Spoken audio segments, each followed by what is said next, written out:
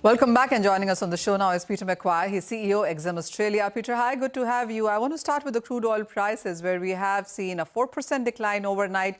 We're trading below the important resistance levels and at around 6-month lows right now.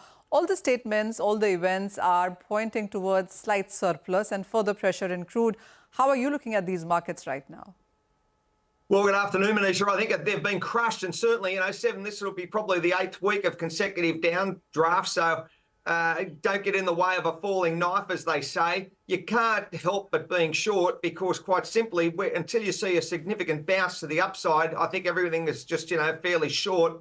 And I take on board the positions as far as viewpoints, but the storyline is very much, bearish at the moment.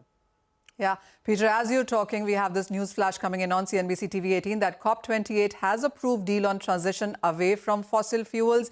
I mean, this is the first time that this has been included, and there is an approved deal now on hand on transition away from the fossil fuels. So how would you read this? We, of course, are still awaiting those details coming in from what really has the draft, what is the timeline that they have seen put in sense of transitioning away from fossil fuels. But this itself, would you believe, will have a weaker sentiment impact on crude prices?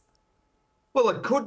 Yes, I would think so, Manisha. I think a couple of things. I've been waiting for that number to drop and that announcement to drop, I should say. And, everyone's been sitting on the edge of their seat seeing if it was going to get, the green light. And obviously it has. So the impact is going to be, I think, probably further downdraft for crude, certainly in the short term. It's going to be an interesting year, Manisha, quite simply also because you've got a US election next year, and should the Trump administration be successful, then how's all that going to work as far as his consideration as far as drill, baby, drill?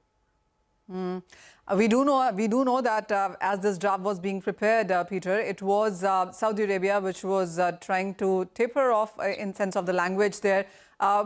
We do understand that this is not going to happen in the next year or next 5 years also, for that matter, but I'm sure there's a timeline to this. How would you look at the oversupply, or rather higher production that we've seen from US, Brazil, Canada, and the OPEC and allies also? That 2.2 million clearly hasn't done anything.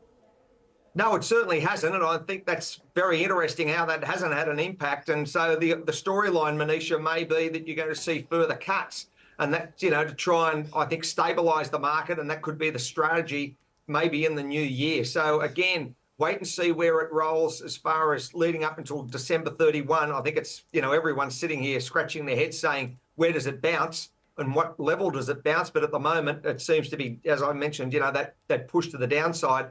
And then, the longer term situation leading into 24.